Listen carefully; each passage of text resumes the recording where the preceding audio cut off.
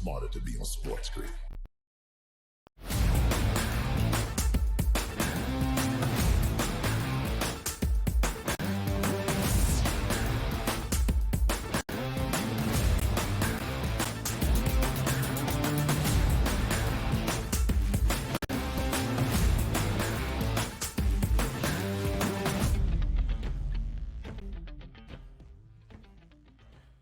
Welcome to hour number 2, live right here on this Monday on the early line on SportsGrid and all across that SportsGrid network. He is Donnie Rightside. I am Ben Stevens. 2 more hours to go up until 11 a.m. Eastern time to start off this new week right here on a Monday. For the rest of this second hour, a ton of basketball coming your way. We are just 4 days away from the month of March when the madness in college hoops truly intensifies, and not just the NCAA tournament, but conference tournaments. In fact, conference tournaments at the mid-major level starting in just about a week. We will see the same in women's college basketball before we get closer to those men's high major conference tournaments, less than 3 weeks away now from Selection Sunday. Around the association, we will go here in this second hour, looking back on the opening weekend following the All-Star break in the NBA, and some big news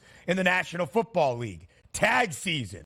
The franchise tag window underway on Tuesday, and the first big name has been tagged, a Bengal wide receiver in T. Higgins. We'll get to that in just a moment as we really roll through here, or we'll get to it right now. A little bit less than $22 million for that franchise tag on T. Higgins, the Bengals wide receiver. Donnie Rightside, your reaction? Yeah, he's got to be furious at this, and rightfully so. We just saw the NFL salary cap that's going to absolutely skyrocket, and now's the time to cash in. Yes, we say $20 million. You crazy? That's unbelievable. That's not an unbelievable spot here as we welcome in the radio audience, talking a little T. Higgins and NFL salary cap situations here with the official tag now being placed on T. Higgins here as we welcome in that radio audience, Sirius XM channel 159. He's Ben, I'm Donnie. Again, he's not happy with this. Many will look at this and say to themselves, Ben, great move by the Bengals to get T. Higgins back. I don't think he's going to be back without a long-term deal, and this could be an extended holdout, knowing that he's probably in line to make well over $70 or $80 million of guaranteed money. You say, how could he get that much? When the cap goes up that much, and it's your time to be a free agent, teams are going to absolutely overpay if you get to the market here and or force a trade. He wants to get paid, and he ain't looking for $20 million for 1 year, Ben. That is a very big point that we will look at in just a moment. $21.8 million. That is what the tag is expected to be worth for T. Higgins. Now, a couple of things go in to being placed under the franchise tag. It is the player's responsibility to sign that tender, but he doesn't absolutely have to sign the franchise tag. He can hold out all the way into a season. That is when you start missing game paychecks. However, at this point, we are a very long way here in late February from when that would actually start to rear its ugly head before we get into training camp, when you have the end of the window to sign the franchise tag, or you will play under a holdout, or you will need to negotiate a new extension. That can still happen here for T. Higgins as well, Donnie. That negotiation with Cincinnati to try to get that long-term extension despite being placed under the franchise tag, if that is the course for Cincy moving forward. As we look at the Bengals' outlook overall, last year disappointing, 9-8, mainly because of the injury to Joe Burrow. Burrow right now 10-1 to win the NFL MVP, one of the 5 best prices around the National Football League. Cincinnati will enter 2024 with the 3rd best price to win the AFC, only behind Kansas City and Baltimore. And I'll look at that number just to update it to make sure Buffalo is not in front of Cincy. But the overall outlook is still very high for the Bengals. The Bengals do, in fact, have that 4th best price, to win the AFC Championship next season.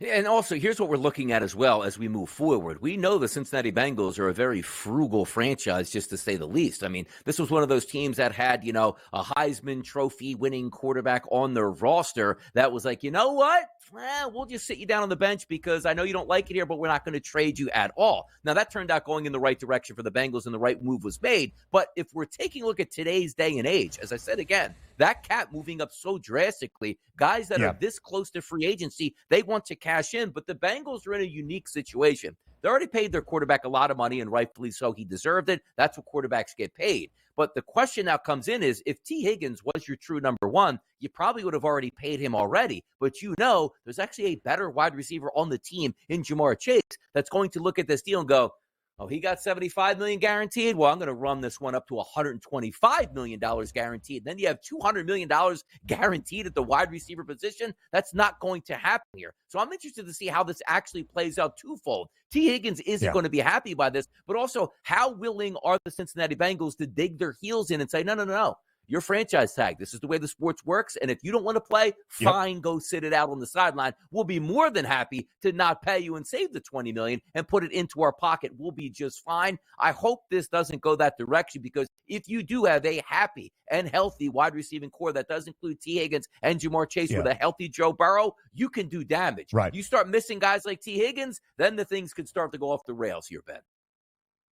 And that is the optimism, let's not mince words, for Cincinnati. How elite that offense can be with all of their young and talented playmakers on that side of the football. We saw Jamar Chase and Joe Burrow yesterday in Phoenix taking in the Lakers and Suns game. Jamar Chase, who has been in the NFL for 3 years, was a top 5 pick in 2021. What does that mean under his rookie deal? Entering this year, 2024's NFL campaign, the Bengals have to pick up his fifth-year player option to keep him under that rookie deal, which we would assume Cincinnati would do. His contract extension conversation, that being for Jamar Chase and the Bengals, is not imminent, but they might try to get out in front of it all at the same time. They're trying to figure out the contract situation with T. Higgins. But Donnie brought up a point in discussing T that will be a part of every franchise tag and free agent conversation here this offseason.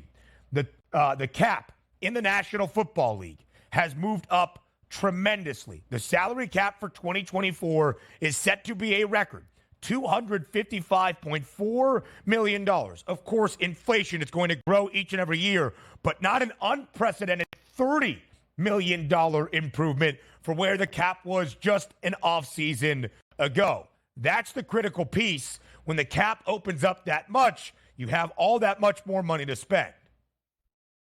You do. And also, let's take a look at the top paid wide receivers in the NFL based on last year's numbers in a lower cap market. Tyreek getting $30 million a year. Devontae Adams at $28 million a year. Cooper Kupp at $27 million a year. And also guys like A.J. Brown, who signed the year previously, $25 million. DK Metcalf at $24 million.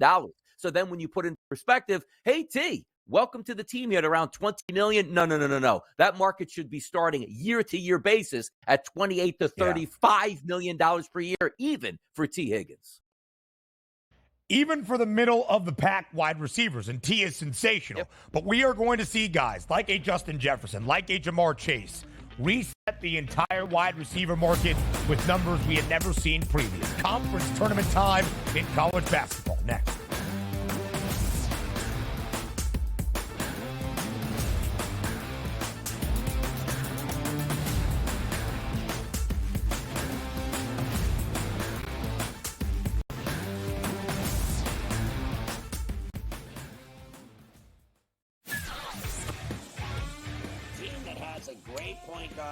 A great big that can block shots, a team that can play defense, and seniors that can put the ball in the hole. That's who you bet on.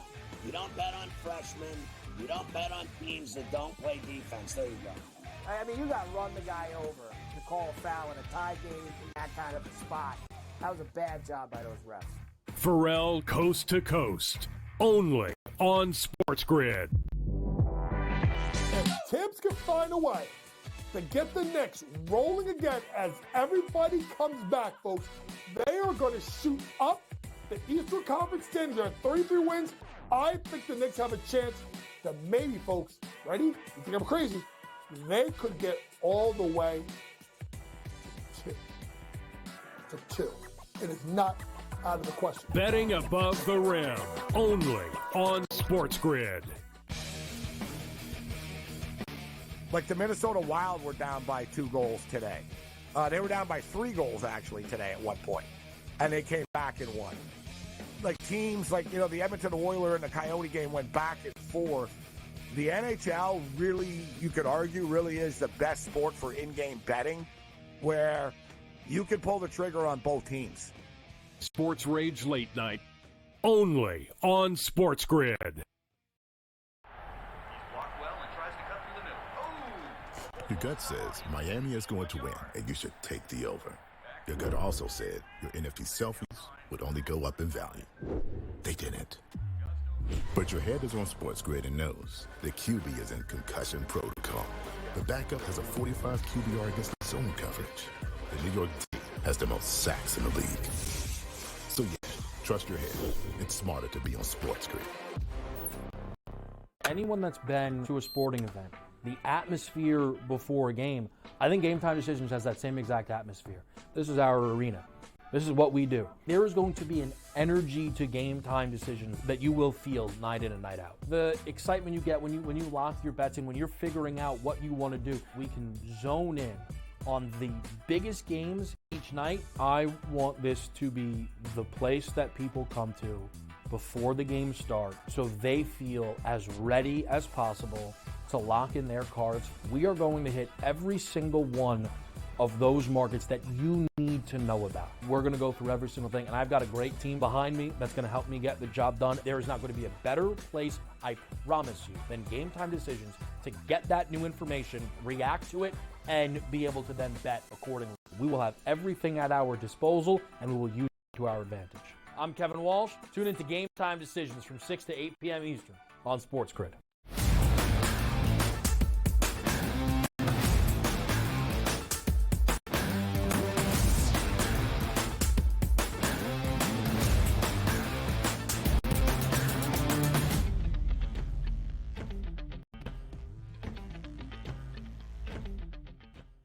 It is Monday, February 26th, live right here on the early line on SportsGrid. Now it's a leap year, so that means we have just 4 days until the month of March. That comes on Friday. That's when the chaos and the madness and everything we love about this month in college basketball truly ramps up.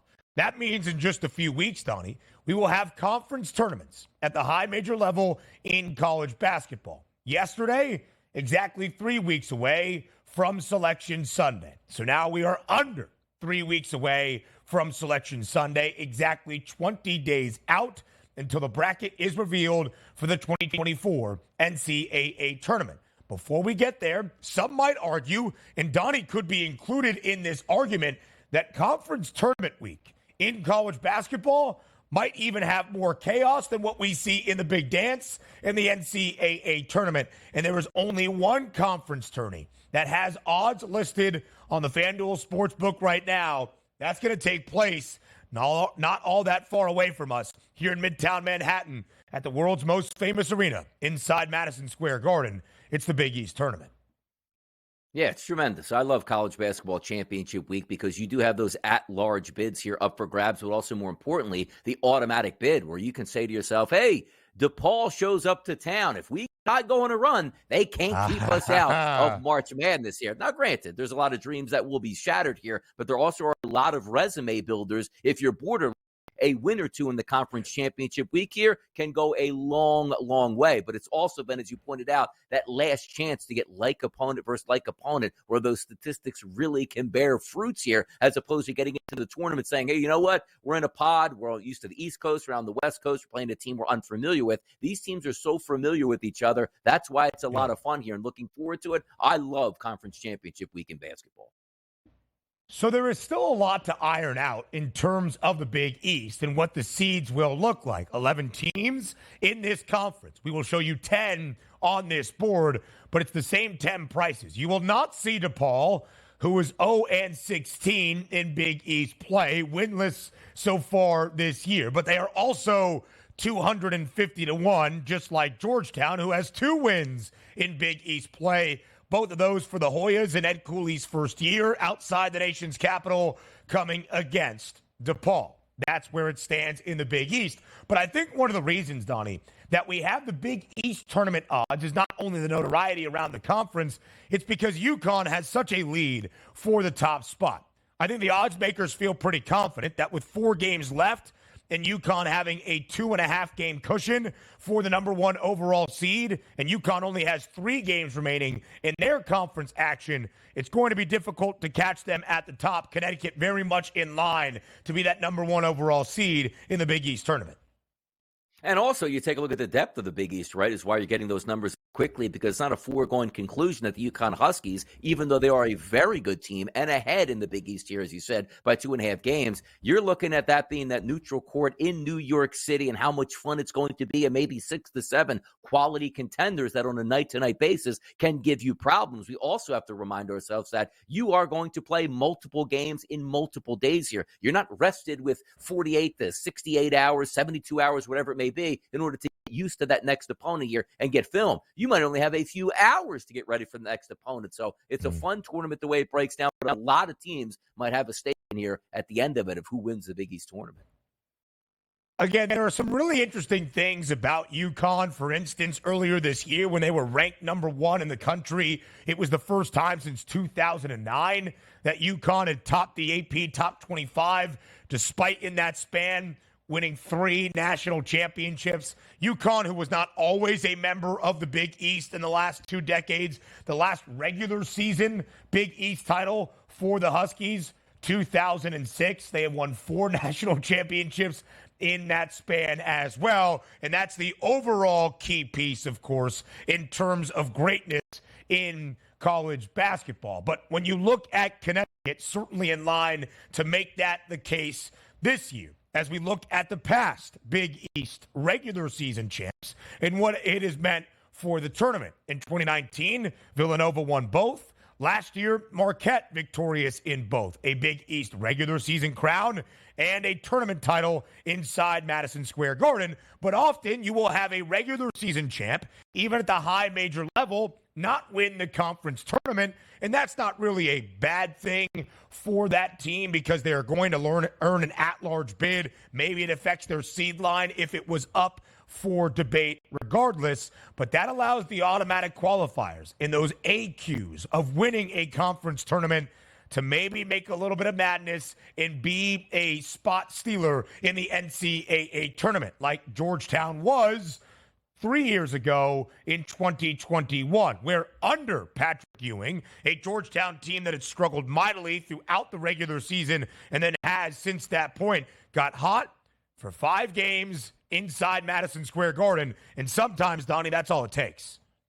No, sometimes that is all it takes. Also, you look for the ramifications for around college basketball. I'm pretty sure the teams out there that find out that are on the bubble, hey, who won the Big East tournament? Oh, it was the UConn Huskies. It was Marquette. Oh, fantastic. Good. That means we're not going to steal one of those, at-large bids for anybody else here because they were going to go anyway at this point. But it's the teams that you get nervous for around other conferences, I should say, that if teams like Xavier and Butler and St. John's go on a run here to sort of put you in jeopardy because they might have been a bubble team that would have been out of it, they win the conference tournament. They automatically go and take one of those seeds out for maybe a team that thought they might be able to sneak in without being their automatic qualifier from their conference tournament. That's what makes it so fun here. We talk about, again, most of the time, resume builders. Like, let me just get one. Like, if you're Villanova, let me win 2 games in the Big East tournament. That'll probably get you in at this point here. But also the fun of if Villanova gets knocked out in game number 1, what that means to the guidelines. So when you talk about scoreboard watching, there are a lot of teams around college basketball the next 2.5 weeks that are scoreboard watching and are rooting for certain teams to get dropped early and not rooting so much for those underdogs to make deep runs to knock them out of maybe one of those at-large bid spots.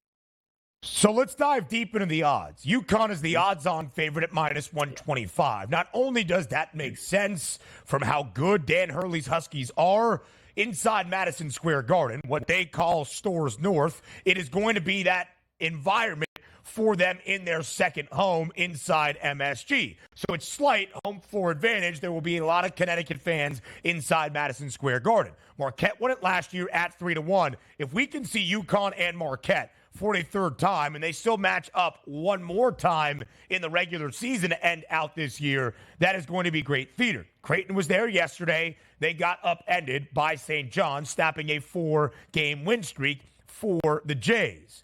But then let's go a little bit deeper than that. If we can pull back up those odds, 20-1 for Villanova, 25-1 for Seton Hall and St. John's, Xavier 35-1, Providence 75-1. Those are the teams firmly on the bubble from the Big East. And it should be said, because conference tournament games normally played with a neutral floor distinction give you more of an opportunity to win quad one games. For St. John's, the selection committee is considering even Big East tournament games to be home games for the Johnnies, who often play their home games inside Madison Square Garden. Those are the critical games that could bolster your resume to get an at-large berth if you do not win a conference tournament, if you are squarely on the bubble. And also, you're right about that. Regionality as well comes into this as you take a look at Connecticut. Whenever they play there, I even saw them way back in the day with Ray Allen with a full house that you felt like was a Connecticut home game in Big East tournament play. And then you take teams like, of course, you just pointed out, St. John's here. They're used to playing in the Garden. They there, half dozen times at least per season on their big games typically happen at Madison Square Garden. Those are the ones that let it play out where is Creighton, how many fans are they going to have there? Marquette, the same thing. Not to say their fans can't travel, but you have a distinct home field advantage, your home court advantage with some of these Eastern teams. And also from that top shelf, Connecticut, Marquette, and Creighton. Yes, we're looking at those teams with the best chances to win it, but don't leave out those teams like Villanova and St. John's, regionality with their fan base showing up in spades. Trying to get those quality wins to add to your resume to a run to the tournament. More around basketball next.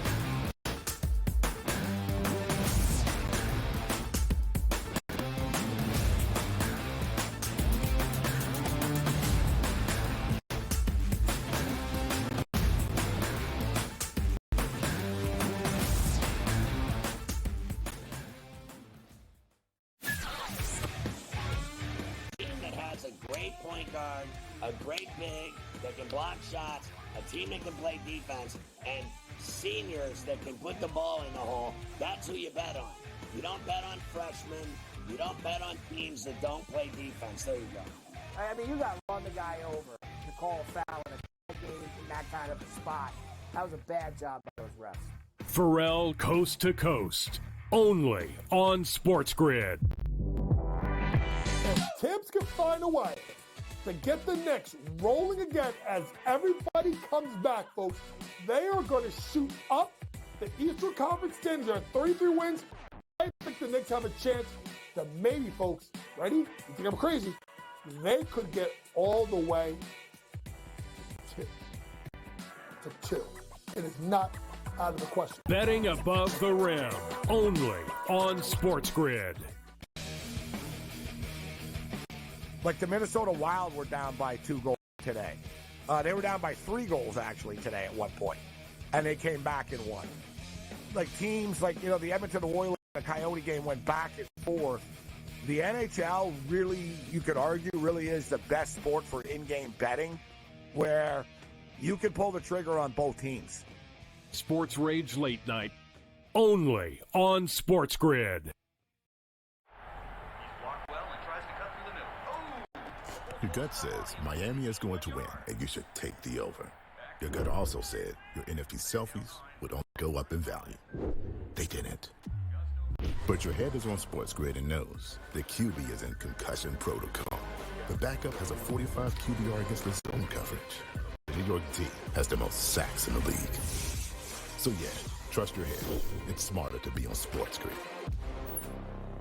Anyone that's been to a sporting event, the atmosphere before the game, I think Game Time Decisions has that same exact atmosphere. This is our arena.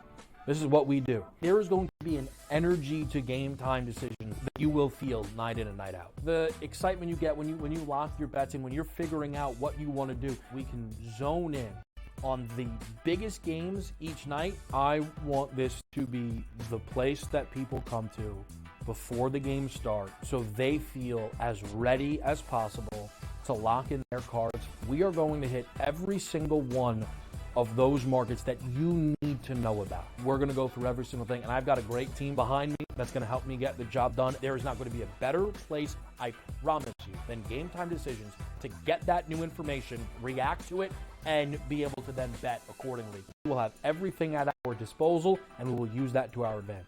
I'm Kevin Walsh. Tune into Game Time Decisions from 6 to 8 p.m. Eastern on SportsGrid.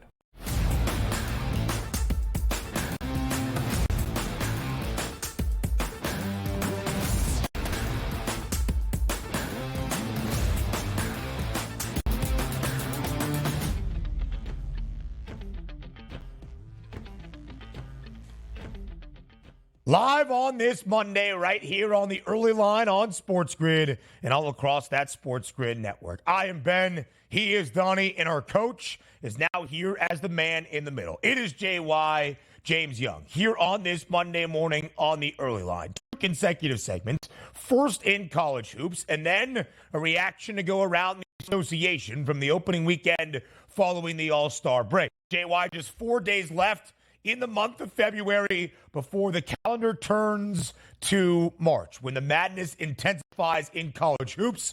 We need your primer here on this Monday morning on the early line. Good morning, guys. Great weekend of college basketball, and you're right, Ben. We're getting down to the nitty-gritty where every game matters. 2 top 25 clashes on Saturday where both teams were ranked inside that AP poll, including the marquee matchup in Waco, top 15 tilt between Baylor and Houston. Game goes to overtime between the Cougs and the Bears, and Kelvin Sampson's Houston team prevails in that extra session. Winning by 6, 82-76, Houston covers as a 2.5-point road favorite. They have now won 5 straight games in their first year in Big 12 play. JY, each and every night in one of the best leagues in the country in college basketball, the game is going to be hard fought. What do these Big 12 atmospheres mean for the Big 12 teams by the time we reach the NCAA tournament?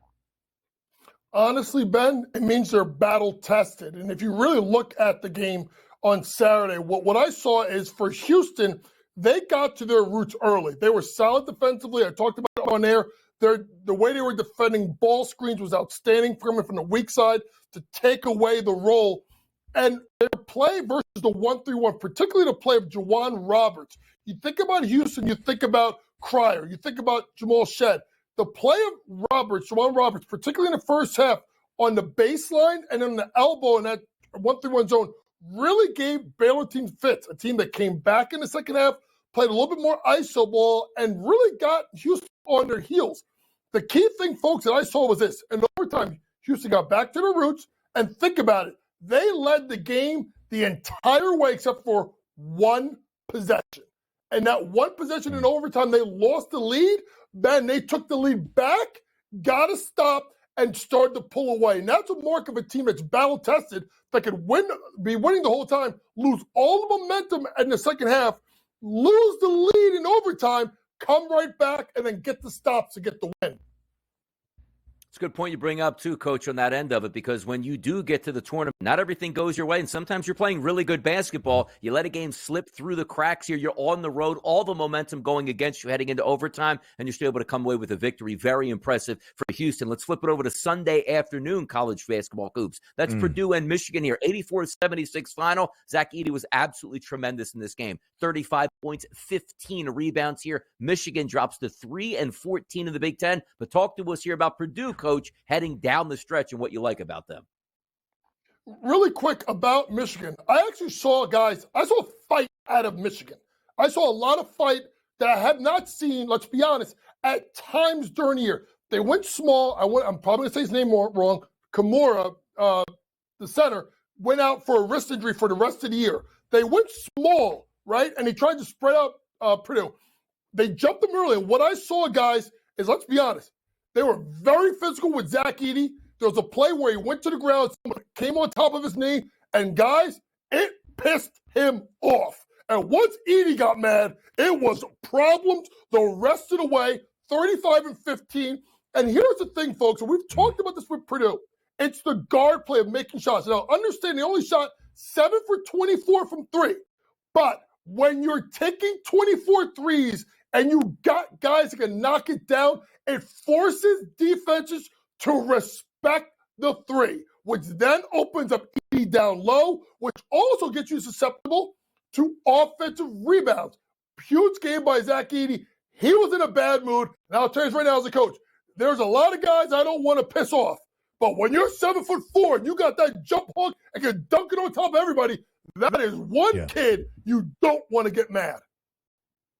35-15 for the guy that is going to win his second consecutive National Player of the Year award. Again, we haven't seen that in college basketball in about 4 decades, since the early 1980s when Ralph Sampson at Virginia went back-to-back. So when you look at the AP poll, JY, or the college basketball national championship odds, you see a similar trend. UConn currently is number 1. With the loss to Creighton earlier this week, they'll probably move back ever so slightly. I expect Houston to be the top team in the AP top 25 when the new poll is revealed later this afternoon. But 1, 2, and 3, Connecticut, Houston, Purdue. How do you evaluate the top of the country less than 3 weeks out from Selection Sunday? Well, although UConn's loss to Creighton was a little bit stunning, they only moved, I think, about $1 in regards to being the favorite, plus 450 to plus 550, I do believe, on FanDuel as of this morning. They're clearly the favorite, guys. But to me, I've thought this for a while. I think Houston is firmly the second best team in the country. The price has reflected it to move them to the second best odds, with Purdue being third. And I think we talked about it, Ben. It's battle tested. It's playing in the Big 12 night after night after night after night, going on the road, getting big wins for a Houston team, let's be honest, who started out 0-2 with 2 more losses to Iowa State and TCU. Both were very close. So Kelvin Sampson's team is playing really, really good basketball. Let's take a look at some tiers here, Coach. We take a look at those top teams like Connecticut, Houston, and Purdue. How about that second level up to about 20-1 here on the FanDuel Sportsbook? That includes Arizona, Tennessee, North Carolina, Marquette, and Auburn here. Talk to us about some of those teams here laying in the weeds, not on that top line, but certainly have a legitimate chance to cut down the nets.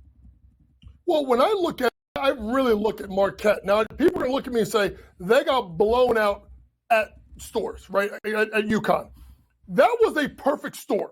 Everything went wrong for Marquette. Everything went right to UConn. We will see that rematch. Ben talked about it last time. They play, I do believe, to end the regular season, if I'm not mistaken, in a huge matchup in which a team that has experience, they have a tough guard and a leader that doesn't turn the ball over in Kolick, and they have a coach with, to my eyes, has something to prove. When you think about the job that Shaka Smart has done at Marquette, remember, folks, since 2011, when he took VCU to the Final Four, I don't know, I think maybe one other time, if not no other times, has he even got to the second weekend. So I think this is a big spot for a Marquette team that's big, aggressive, dangerous. North Carolina, I can't trust. Auburn, I think, can get there because I do think you look at another team in the SEC where you're battle-tested. Bruce Pearl's team can defend, and I think that gives them a chance. So if you're asking me for that second tier, Marquette, Auburn, those would be the 2 teams I would look at as maybe making runs to a Final Four and or a national championship.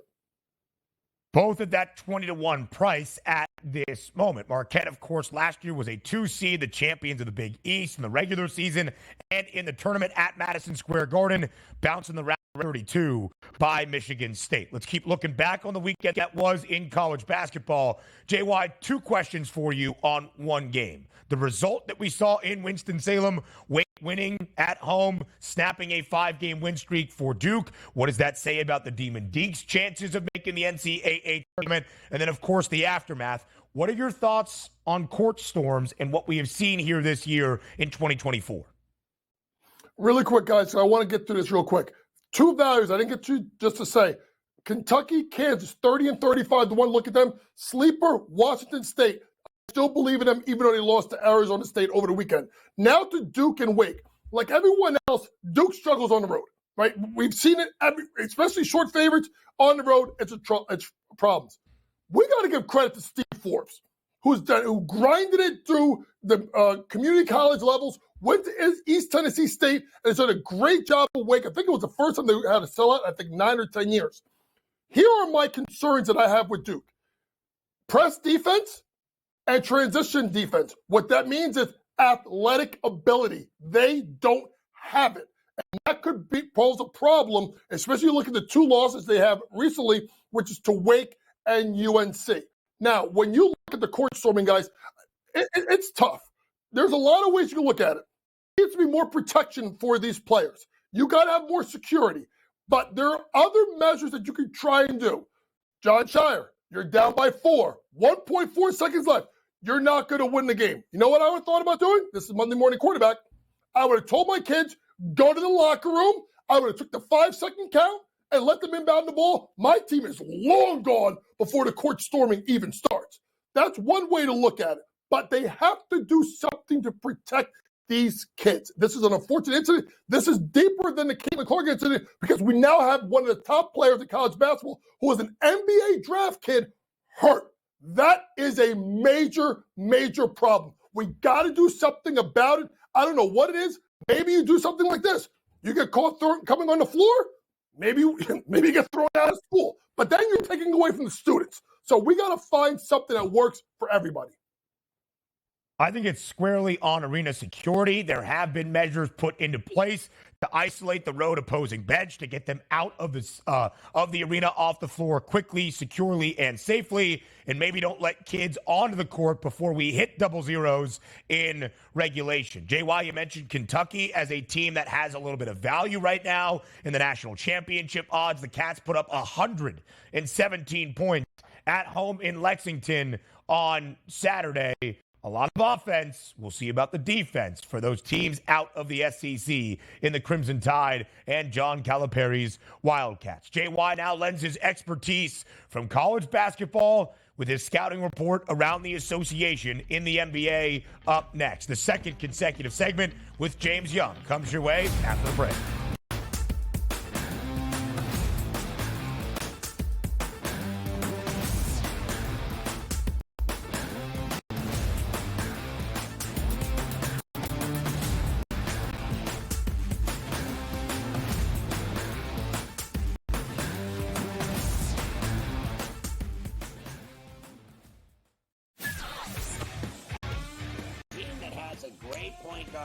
A great big that can block shots, a team that can play defense, and seniors that can put the ball in the hole. That's who you bet on. You don't bet on freshmen. You don't bet on teams that don't play defense. There you go. I mean, you got to run the guy over to call a foul in a tie game in that kind of a spot. That was a bad job by those refs. Pharrell Coast to Coast, only on SportsGrid. If Tibbs can find a way to get the Knicks rolling again as everybody comes back, folks, they are going to shoot up the Eastern Conference standings. They're at 33. I think the Knicks have a chance to maybe, folks, ready? You think I'm crazy? They could get all the way to 2. It is not out of the question. Betting above the rim, only on SportsGrid. Like the Minnesota Wild were down by 2 goals today. They were down by 3 goals, actually, and they came back and won. Like teams like, the Edmonton Oilers and the Coyote game went back and forth. The NHL really, you could argue, really is the best sport for in-game betting, where you can pull the trigger on both teams. Sports Rage Late Night, only on SportsGrid. Your gut says Miami is going to win, and you should take the over. Your gut also said your NFT selfies would only go up in value. They didn't. But your head is on SportsGrid and knows the QB is in concussion protocol. The backup has a 45 QBR against the coverage. The New York D has the most sacks in the league. So yeah, trust your head. It's smarter to be on SportsGrid. Anyone that's been to a sporting event, the atmosphere before a game, I think Game Time Decisions has that same exact atmosphere. This is our arena. This is what we do. There is going to be an energy to Game Time Decisions that you will feel night in and night out. The excitement you get when you lock your bets in, when you're figuring out what you want to do, we can zone in on the biggest games each night. I want this to be the place that people come to before the games start so they feel as ready as possible to lock in their cards. We are going to hit every single one of those markets that you need to know about. We're going to go through every single thing, and I've got a great team behind me that's going to help me get the job done. There is not going to be a better place, I promise you, than Game Time Decisions to get that new information, react to it, and be able to then bet accordingly. We will have everything at our disposal, and we will use that to our advantage. I'm Kevin Walsh. Tune into Game Time Decisions from 6 to 8 p.m. Eastern on SportsGrid.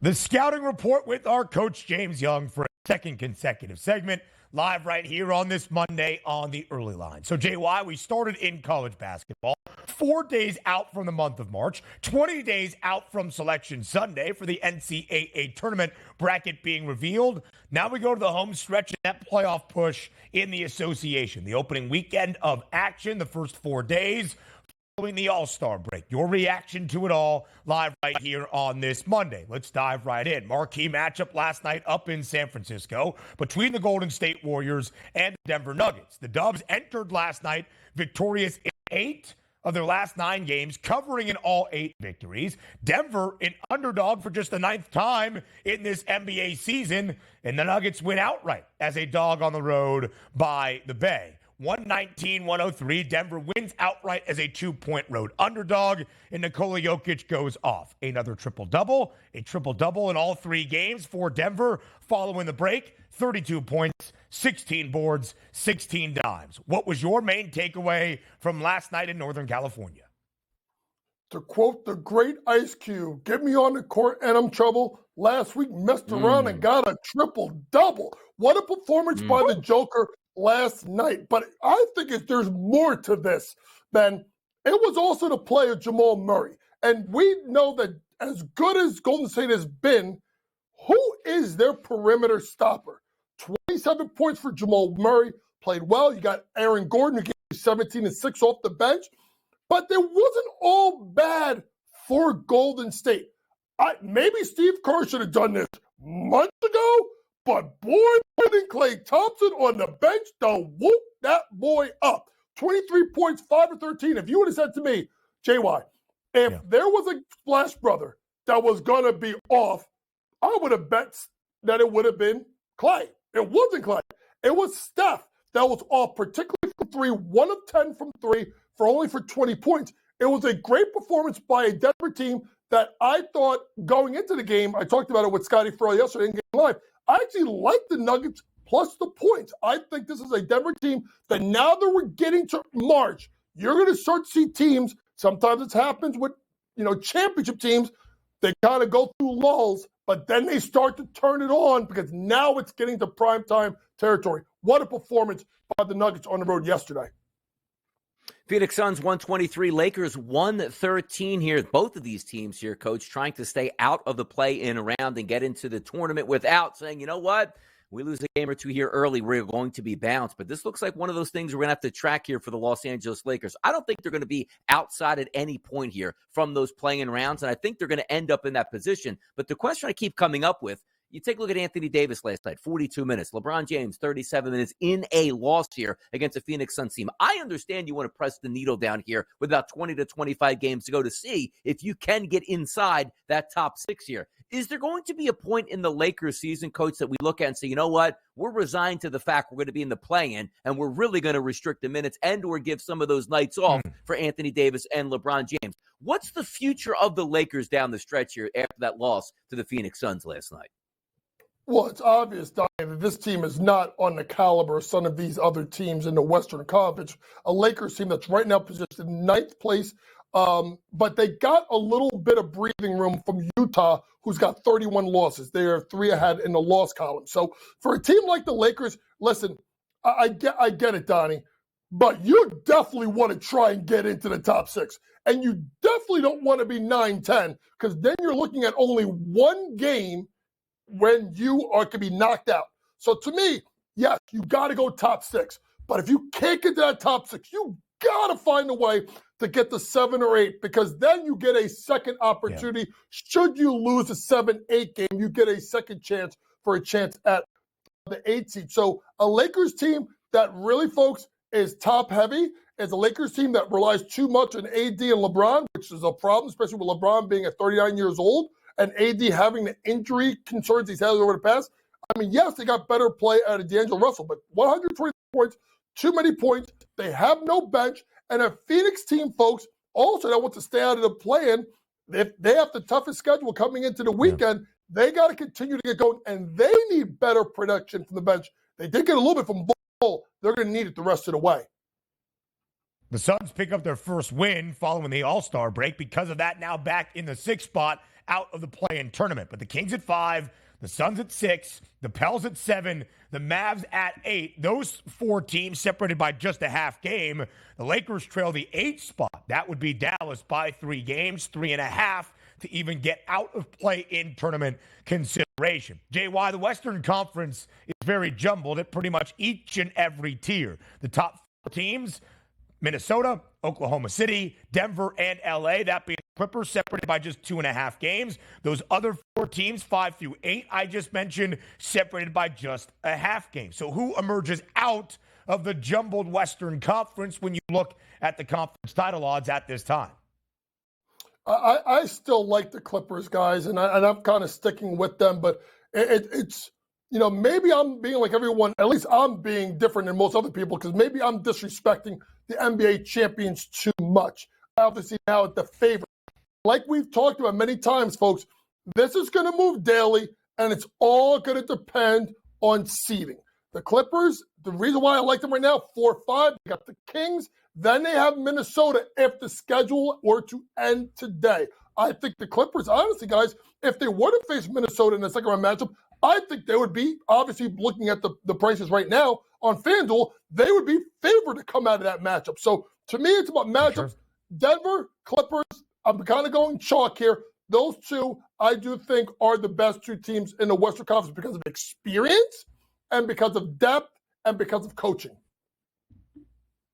By the way, getting back to an Eastern Conference team here, the Pacers, 133-111 victory over the Mavericks, who came into that game, Coach, winners of 7 straight games. Now, granted, it's hard to win on the road. Winning streaks do come to an end all the time. But Luka Doncic was phenomenal yesterday, and so was Kyrie Irving. The usage rates were high, just not enough. The question for me doesn't come for what I think is going to happen here with the Mavericks down the stretch. For me, Coach, tell me about the Pacers heading down the stretch. Now it looks like sort of settling in, 2 superstars in the lineup, and what they can do. They sit at 33-25. Look, we know it's the Milwaukee Bucks. We know it's the Boston Celtics. There's a handful of teams out there in the East that might be able to do some damage. Could it be the Pacers and that tempo, Coach, doing some damage in the playoffs?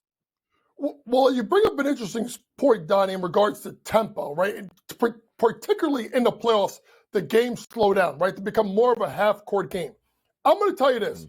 If Miles Turner can go out and give you 33, 8 rebounds every night, I don't think it's going to matter if it's slow or fast, because that guy is an absolute monster, and then he becomes that third guy, and a guy that can do a lot of things.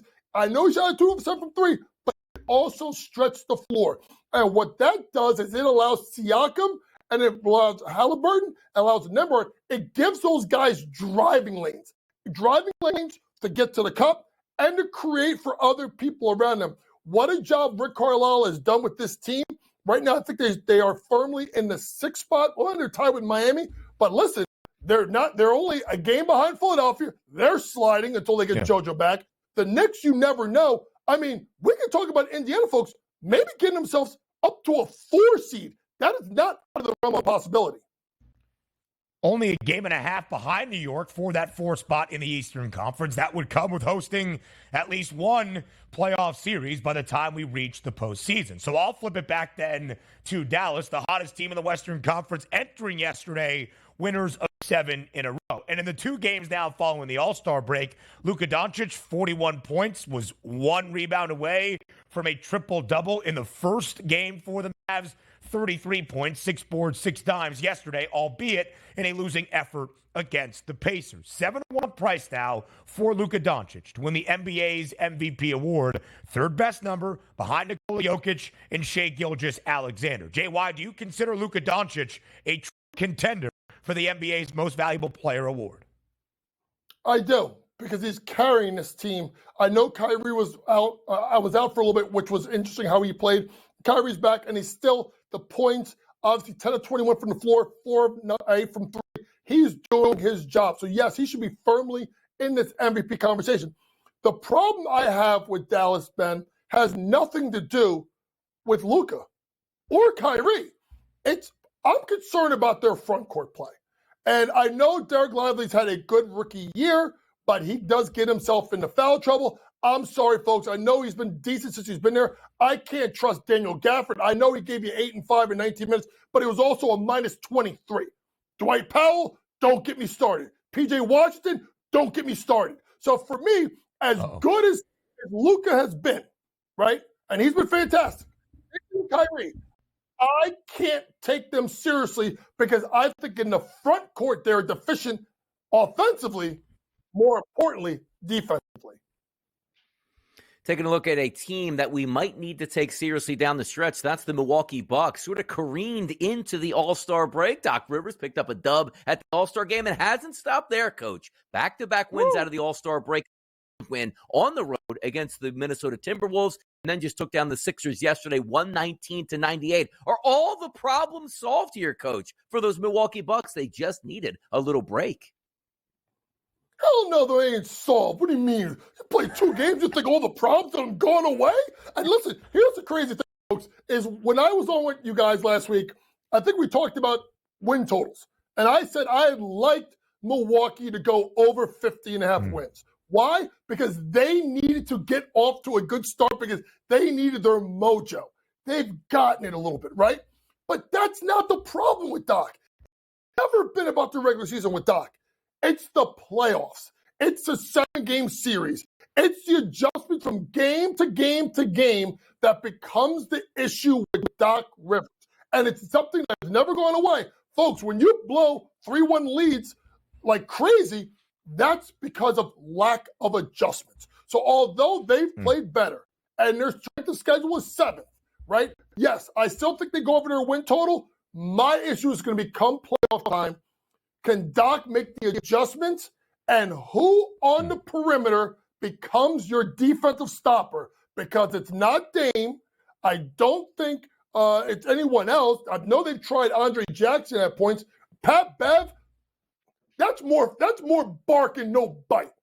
At the end of the day, he'll foul himself out playing 1-on-0 by himself. So to me, as good as Pat Bev can help you, he's not the difference maker, and neither is Doc. I will not put any money on them to come out of the Eastern Conference or win the NBA title. I think you're wasting money. Of course, this season will be evaluated by what Milwaukee does in the Eastern Conference playoffs. But let me ask you the question this way. The Celtics right now, JY, the NBA's best team by a good margin, nearly an even money favorite at plus 105 to win the East. With 40 seconds left in this segment, are the Bucks the other likely team to get to the Eastern Conference Finals to join Boston there? I don't think so. I think it's 1 or 2 teams, right?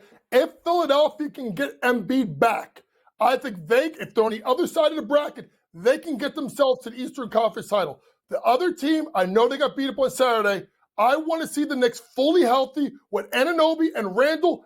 Guys slide back to their roles, and they may be the deepest team in NBA. No 1A, 1 through 10, as deep as anybody. JY, the scouting report in both college hoops and the NBA. We appreciate the time on this Monday morning to start off a new week. A fade away to the break, fade the public ball on the other side.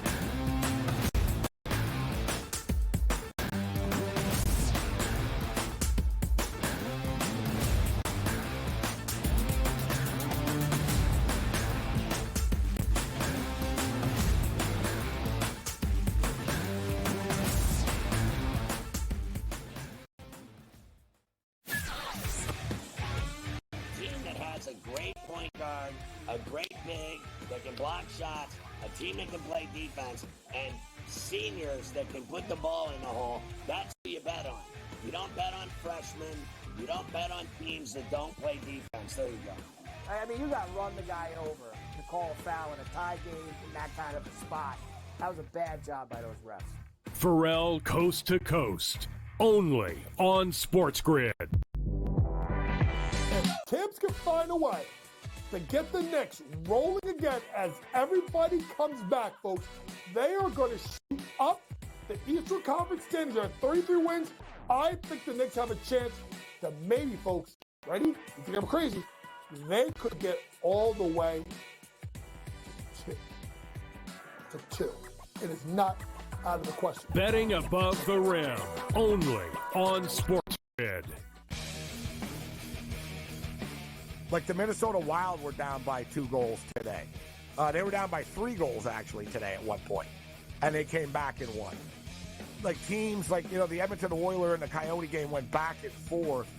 The NHL really, you could argue, really is the best sport for in-game betting, where you can pull the trigger on both teams. Sports Rage Late Night, only on SportsGrid. Your gut says Miami is going to win, and you should take the over. Your gut also said your NFT selfies would only go up in value. They didn't. But your head is on SportsGrid and knows the QB is in concussion protocol. The backup has a 45 QBR against the zone coverage. The New York D has the most sacks in the league. So yeah, trust your head. It's smarter to be on SportsGrid. Anyone that's been to a sporting event, the atmosphere before a game, I think Game Time Decisions has that same exact atmosphere. This is our arena. This is what we do. There is going to be an energy to Game Time Decisions that you will feel night in and night out. The excitement you get when you lock your bets in, when you're figuring out what you want to do, we can zone in on the biggest games each night. I want this to be the place that people come to before the games start so they feel as ready as possible to lock in their cards. We are going to hit every single one of those markets that you need to know about. We're going to go through every single thing, and I've got a great team behind me that's going to help me get the job done. There is not going to be a better place, I promise you, than Game Time Decisions to get that new information, react to it, and be able to then bet accordingly. We will have everything at our disposal, and we will use that to our advantage. I'm Kevin Walsh. Tune into Game Time Decisions from 6 to 8 p.m. Eastern on SportsGrid.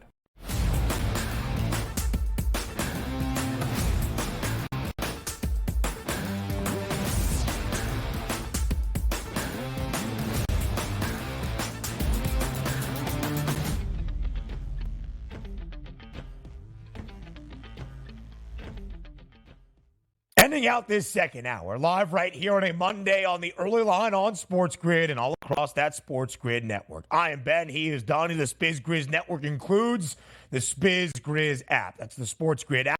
For download at both the Apple and the Play Store. You can scan that QR code right there on your screen. Available for download in a matter of moments. All of our information and insight right there in the palm of your hand. We end out this second hour by hearing from you, the people, the public, with one of the buzzworthy conversations around this weekend in college basketball. Not a bubble team, not how the NCAA tournament looks at this stage, but court storming. And should court storming be banned in college hoops? That was the question in Fade the Public.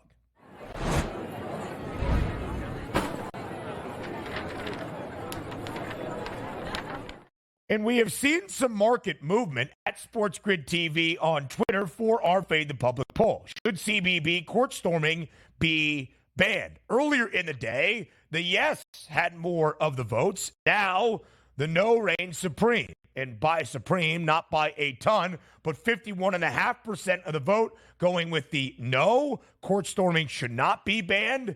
48.5% going with yes, it should be. Which way did Donnie Rightside vote? I voted yes at this point here. It's not because I'm a curmudgeon and I don't think that, court storming or field storming has had its opportunities in the past and provide the pageantry that we love about college sports. But it's getting to the point where it is a little bit dangerous. And quite frankly, it's really been the only environment we let this happen. Like when I go to a Citizens Bank ballpark, and watch the Philadelphia Phillies, if Bryce Harper hits a walk-off home run, we don't run onto the field and hug Bryce Harper before he gets to home plate and celebrate here. There are levels to this, but I think there's ways, Ben, that everybody can be happy if we put some rules in place, right? Absolutely so. There needs to be better safety guidelines. There needs to be better regulations about what can happen, not just from a conference level, but deep into the arena security and how things are manufactured if a court storm is possible. We continue the conversation when Hour 3 starts in about a minute.